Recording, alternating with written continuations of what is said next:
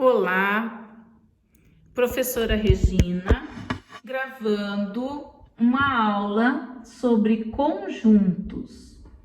Então, vamos explicar conjuntos dando exemplos, nada melhor do que exemplos, né? Quando nós temos os exemplos, o entendimento fica muito mais tranquilo, tá bom? Então, vamos lá. Eu vou explicando e vou dando os exemplos. Olha, conjuntos. Pertinência. A pertinência é você dizer, um exemplo, A pertence a B. B é um conjunto e A é um elemento desse conjunto. Ou eu posso dizer que A não pertence a C. Então, C é um outro conjunto, A é um elemento que, na verdade, não pertence ao conjunto C. Então, a gente escreve desta maneira, né? Vamos dar, então, um exemplo. Dado o conjunto A, ele é um conjunto infinito e ele tem os valores 0, 1, 2, 3 e 4. Temos o quê? Eu posso dizer que o 3 pertence ao conjunto A. Olha o 3 aqui. Então, ele está aqui, ele pertence.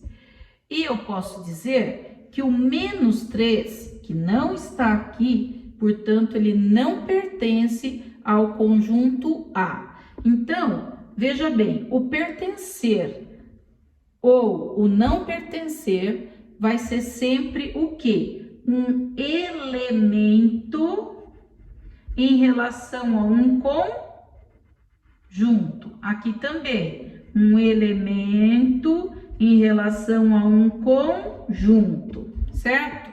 Então, pertencer e não pertencer é elemento para conjunto, tá? Daqui a pouco vocês vão entender melhor porque eu tô frisando isso. Muito bem.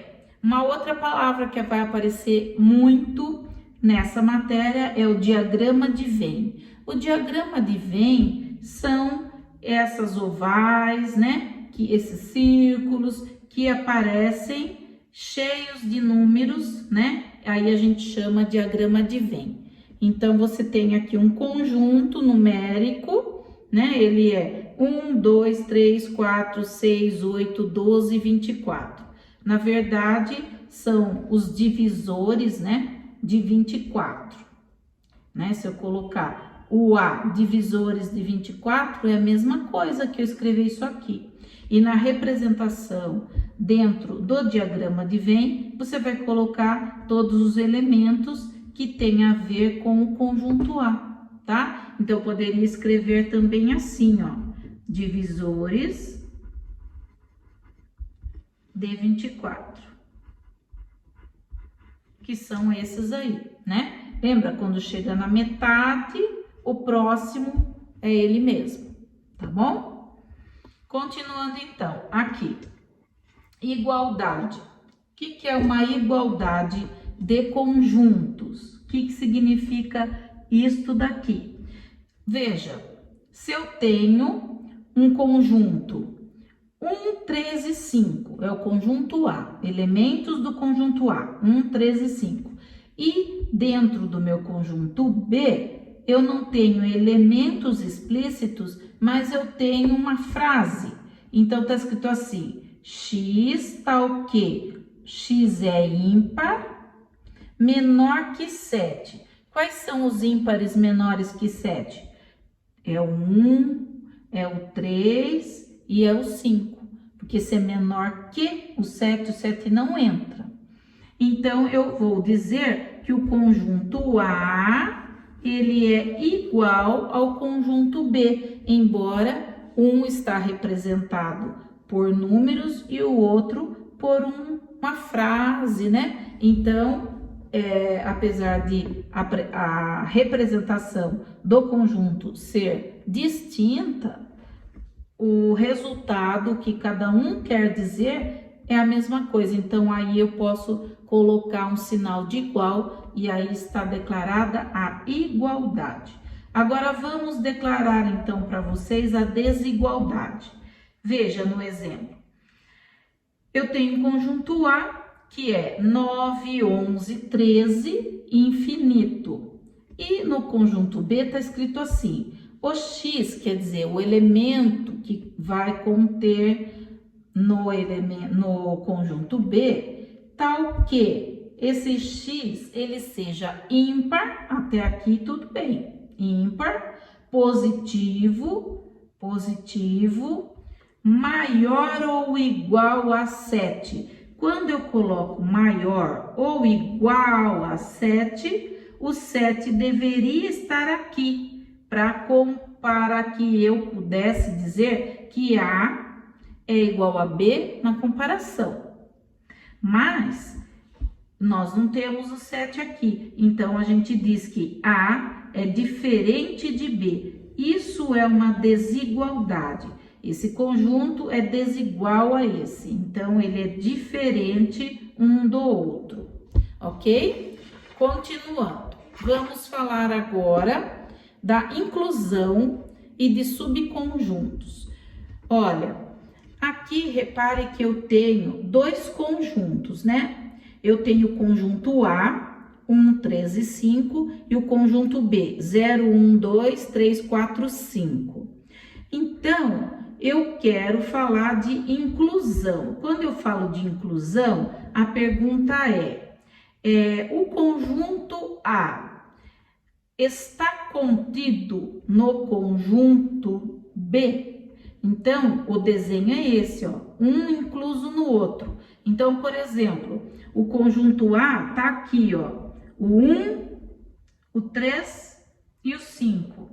E o conjunto B, além do 1, 3 e 5, que já está aqui, se eu tirasse esse contorno, os números ficariam dentro do conjunto B, né?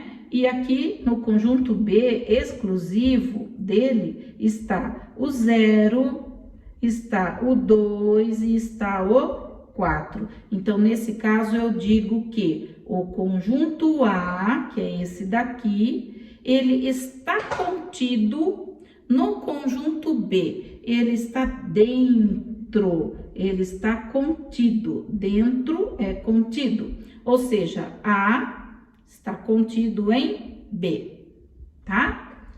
Agora, vamos ver um exemplo do não estar contido, né? Eu tenho o conjunto A e ele tá valendo 0, 2 e 4. E o conjunto B, 1, 2, 3, 4 e 5. Então, vamos ver. O que eu tenho aqui no meio, que é chamado de intersecção? Aqui no meio, eu tenho que colocar os que repetem. Então, ó, 0 só tem aqui e não tem aqui.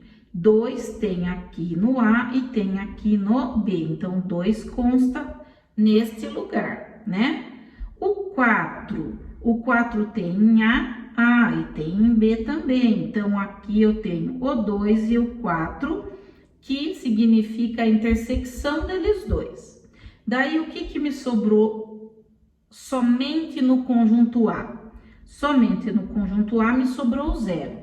Somente no conjunto B me sobrou o 1, o 3 e o 5, tá? Então, eu digo que este conjunto A, o conjunto A, ele não está contido, ele não está dentro do conjunto B neste caso, tá? Ele não está. Então, se você percebe, o sinal vem com o traço do não, do negativo, né? A não está contido em B. E por que o A não está contido em B? Ah, porque ele não está dentro de B, certo? Mas também eu posso dizer que o 0, que é esse carinha aqui, ó, ele pertence a A e o 0 não pertence a B. Então, por conta disso, eu vou negar a inclusão. Ok? Continuando, vamos lá. Vamos falar mais um pouquinho desses sinais aqui, né? Então, veja, se eu tenho dados conjuntos, olha, O A é menos 1, 0, 1, 2 e 3. O B, menos 1, 1 e 3. Nós temos o quê? Que o conjunto B, né, que é esse daqui, ele está contido em A. Veja, é só você reparar nos números. Menos 1. Esse é do B. Menos 1, tá no A. O 1 tá no A. Ó, o menos 1 estava no A, o 1 tá no A e o 3 está no A também. Então, eu digo o quê? Eu digo que o A contém o B. O A contém o B. Esse símbolo com a boquinha aberta para o lado esquerdo. Contém. Então, veja, o conjunto maior contém o menor. Eu poderia dizer também isso aqui, né? B está contido em A. É a mesma coisa, tá? Mas vai aparecer esse símbolo, então tem que saber o que ele significa. Outro exemplo da negativa agora do contém. Então, não contém. Então, ele colocou pra gente o conjunto A, 5 menos 3 menos 1. O conjunto B, menos 5, menos 4, menos 3, menos 2, menos 1. E ele está dizendo que este conjunto A, que é o menos 5, menos 3 e menos 1, menos 5, menos 5, menos 3, menos 3, menos 1, menos 1. Ele diz que este conjunto, ele não contém este outro, porque, ó, menos 5 tem aqui, menos 3 tem ali, tem aqui, menos 1 tem aqui e aqui. Só que esse conjunto aqui, o A, ele não contém todo o meu conjunto B, tá? Ou posso dizer que o meu conjunto B, ele não está contido no meu conjunto A. O meu conjunto B não está dentro do conjunto A. Então, esse A, ele não contém, ele não abarca esses números todos. Tem parte deles, mas não todos. Então, a gente diz não contém. Então, é esse sinal com a boca aberta do lado esquerdo, com o traço que quer dizer o não contém. Tá bom? Continuando, vamos falar agora de reunião. Reunião através dos exemplos, tá bom? Então, vamos lá. Vamos ver aqui, dentro aqui do diagrama de Venn, vamos colocar a intersecção. O que repete, o que tem nos dois. Ó, menos 3 tem aqui, aqui não. Menos 2 também só tem em 1. Menos 1 tem aqui, aqui, e o 0 tem nos dois. Então, o menos 1 e o 0, ele é a intersecção dos dois, tá bom? Agora, somente no conjunto A, quem eu tenho? Eu tenho o menos 2, eu tenho o menos 3, certo? Somente no conjunto B, eu tenho o 1. Então, quando eu faço a união, que é esse símbolo aqui, esse é fácil, né, de gravar, porque é a letrinha U de união. A união é o quê? Eu unir tudo que eu tenho. Então, o meu conjunto será quem? Quem eu vou colocar? Vamos começar do menor. Menos 3, menos 2, menos 1, o 0 e o 1. Então, a minha união seriam todos eles, sem exceção, tá? Vamos para a intersecção. Intersecção, eu já venho falando desde lá de trás, né? Que é você colocar neste miolo aqui quem é repetido, ou seja, o número que aparece nos dois. E o símbolo é esse U de cabeça para baixo. Isso aqui significa intersecção. Então, vamos ver, ó, menos 3 tem aqui, não tem lá. Menos 2 também. Menos 1, a gente até já viu, né? Tem aqui, e o 0 tem aqui. Então, significa que a intersecção é quem? O menos 1 e é o 0. Então, eu posso dizer para você que a intersecção de A com B vai ser o menos 1 e o 0, tá aí, tá? Um exemplo de conjunto vazio agora. Para eu achar o conjunto vazio, eu vou olhar a intersecção, né? Ele tá querendo que eu faça uma intersecção desses dois conjuntos, tá? Tudo bem. Então, como que eu vou fazer a intersecção deles? O 0 tem aqui, não tem lá. Então, não é intersecção, né? Daí, menos 1 tem aqui e não tem lá. Não tem.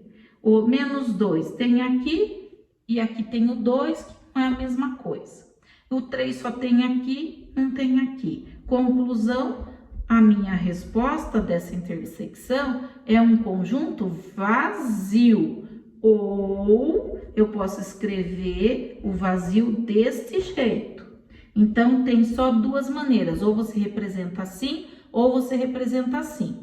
Quando você representa o vazio assim, olha, esse conjunto, ele deixa de ser vazio para ser um conjunto o quê? Unitário. Porque conjunto pode ser também de figuras. Então, se isso aqui é uma figura, pode ser considerado uma figura, eu tenho uma figura dentro do conjunto, ele passa a ser unitário. Então, esse conjunto aqui, esse modo de representar que a gente vê por aí, tá? Não é correto. Então, não pode escrever assim. Ou é assim, o conjunto vazio. Tudo bem? Ótimo. Vamos para a diferença. A diferença é eu escrever, por exemplo, eu tenho o conjunto A, tenho o conjunto B. Então, é como se eu estivesse escrevendo o quê? A menos o B, né? Vamos começar a montar aqui o diagrama, que é mais fácil de você retirar a diferença. Então, vamos lá. Vamos começar pelo miolo, pelo centro, pela intersecção. Vamos ver o que repete. Menos 4? Não. Menos 3? Não. Menos 2? Sim. Então, o menos 2 tem nos dois, eu coloco na intersecção. O menos 1? Sim, tem nos dois. Menos 1. E o 0? Sim, tem nos dois. Então, o 0 eu coloco aqui. Muito bem. Agora, eu vou colocar nesse espaço em branco somente os elementos que pertencem ao conjunto A. Somente ao conjunto A vai pertencer o menos 4 e o menos 3. E somente o conjunto B, quem que é? 1. Tudo bem, 1. Então, quando a gente faz A menos o B, você faz assim, ó, é o A, só que, ó, tirando o B da jogada. Se eu tiro esse conjunto, o que é que sobra para nós? Quem é que sobra? O menos 4 e o menos 3. Pronto. Esta é a resposta de A menos B nesse caso. Agora, e se fosse assim, olha, B menos A? Então, você segura o B e você arranca o conjunto A. E quando você arranca o conjunto A, olha, a parede dele tá aqui. Essa parte vai embora. Então, você tá tirando isso aqui, que é o conjunto A. Então, o que sobrou pra gente? B. Tirando A, sobrou apenas um elemento. Esse é um conjunto unitário. Só sobrou o 1 nesse conjunto, ok? Agora, então, é a nossa última partezinha aqui, né? Das explicações com exemplos. Vamos ver algo que é falado assim, ó, complementar. Então, quando você vê assim, um C, um B aqui e um A aqui embaixo, eu até coloquei, ó, lemos como, né? Complementar de B em relação a A, que é a mesma coisa de você falar A tirando B, tá? Então, você tem o A e vai tirar o B. Então, é a mesma coisa que você falar complementar de B em relação a A, tá? Então, grava bem isso, porque aparece muito isso em vestibular. Eles, ao invés de colocar A menos B, eles colocam complementar de B em relação a A, que é a mesma coisa.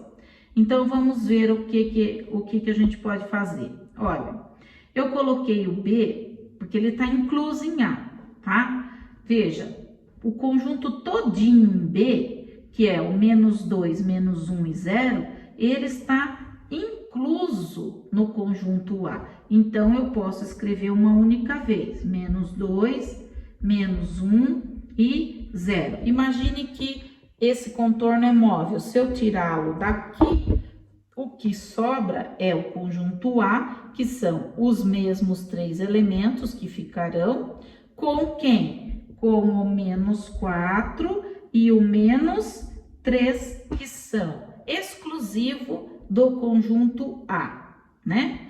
Muito bem. Então, quando é falado assim, complementar de B em relação a A, é você, do A, você tirar o B. Então, se você tirar o B, você vai tirar agora esse contorno com os números juntos.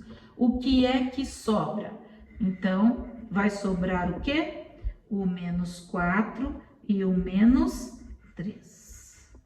Tá bom? Então, é isso, tá?